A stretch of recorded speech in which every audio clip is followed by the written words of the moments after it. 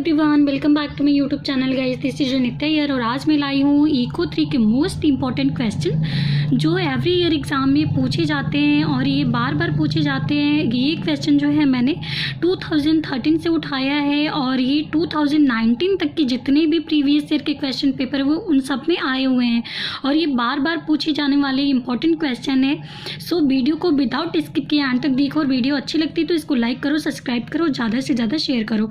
तो इसमें जो सबसे पहला क्वेश्चन है ये बार बार पूछा जाता है, प्रबंध और प्रशासन में डिफरेंस क्या है। तो कम से कम आपको 5 पॉइंट्स तो वहाँ पे मेंशन करने होते हैं। तो यहाँ पे चलिए हम देख लेते हैं कि प्रबंध और प्रशासन में क्या अंतर है। तो इसका जो फर्स्ट पॉइंट है वो है प्रबंध का क्षेत्र नीतियों के क्रियान्वयन तक विस्तृत है। प्रबंध का जो क्षेत्र है वो नीतियों के क्रियान्वयन तक ही विस्तृत है और जो प्रशासन का क्षेत्र है वो अधिक विस्तृत है। व्यवसाय के समग्र नियंत्रण का दायित्व इसी पर निर्भर करता है। व्यवसाय के जो भी नियंत्रण का दायित्व है वो प्रशासन के ऊपर ही निर्भर करता है। सेकंड है ये नीतियाँ लागू करता है। प्रबंध जो है वो नीतियों को लागू करता है और प्रशासन जो है वो नीतियों को बनाता है। थर्ड है प्रबंध मानव शक्ति द्वारा प्रभावित होता है। प्रबंध जो है वो मानव शक्ति द्वारा प्रभावित होता है और प्रशासन जो है बाह्य घटकों द्वारा प्रभावित होता है। फोर्थ पॉइंट है ये व्यवसाय के प्रबंध का संपूर्ण दायित्व निभाता है। प्रबंध जो है वो व्यवसाय के प्रबंध का संपूर्ण मतलब पूरा ही दायित्व निभाता है और जो प्रशासन है व्यवसाय को बुनियादी नीति एवं पूंजी प्रदान करने का दायित्व निभाता है। जो भी स्ट्रैटेजी एंड कैपिटल जो भी चाहिए होती है वो हमें प्रशासन से मिलती है। फिफ्थ पॉइंट है प्रबंध निम्न स्तरीय कार्य है। प्रबंध जो है वो लोअर डिवीज़न का काम है और प्रशासन जो है एक उच्च स्तरीय कार्य है, तो ये हाई लेवल का कार्य है। सेकंड क्वेश्चन जो है ये भी बार बार पूछा जाता है, प्रबंध की आधुनिक तंत्र विचारधारा की व्याख्या कीजिए। तो इस वाले क्वेश्चन में आपको इसके लाभ, इसकी विशेषताएँ और इसको थोड़ा सा एक्सप्लेन करना होगा। इसको हम इंग्लिश में बोलते हैं मॉडर्न सिस्टम अप्रोच। ये बार बार पूछा जाता है और ये रिपीटेटिव क्वेश्चन है तो इसको ज़रूर से ज़रूर देख कर जाइएगा। तो इसका जो आंसर है हम उसको देख लेते हैं। तो सबसे पहले हमें इसमें बताना होगा कि प्रबंध की आधुनिक तंत्र विचारधारा का आखिर मतलब क्या है। तो जो प्रबंध की तंत्र विचारधारा है इसको हम शॉर्ट में बोलते हैं तंत्र विचारधारा। तो ये जो है तंत्र विचारधारा संतुलित तथा एकीकृत तंत्र के रूप में प्रबंध को समझना है।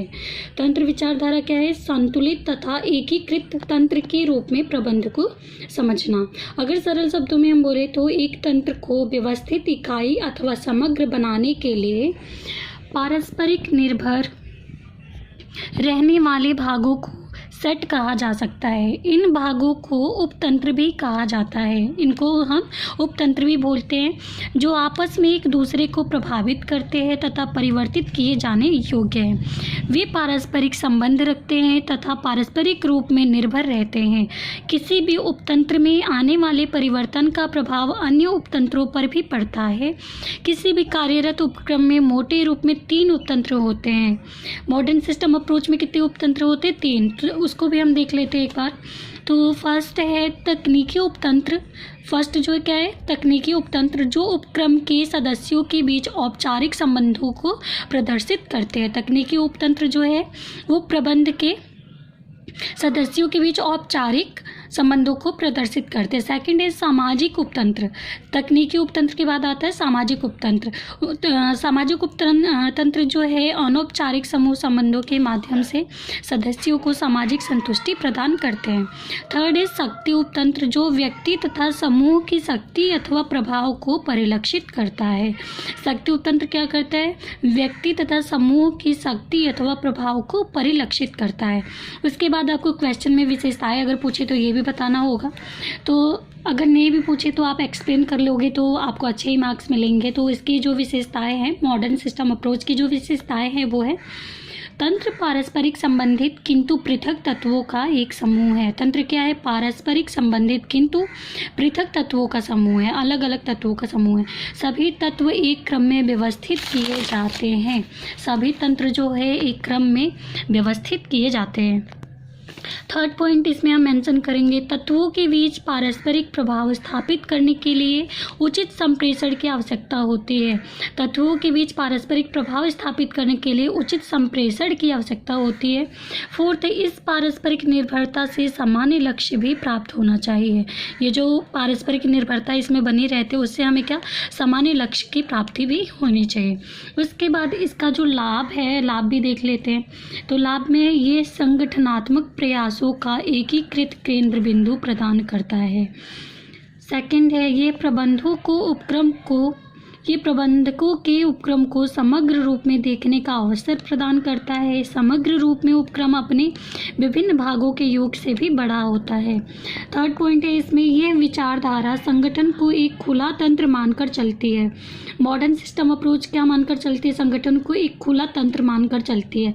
फिर उपतंत्रों के बीच पारस्परिक प्रभाव भी गतिशील होते हैं, वेरिएबल होते हैं।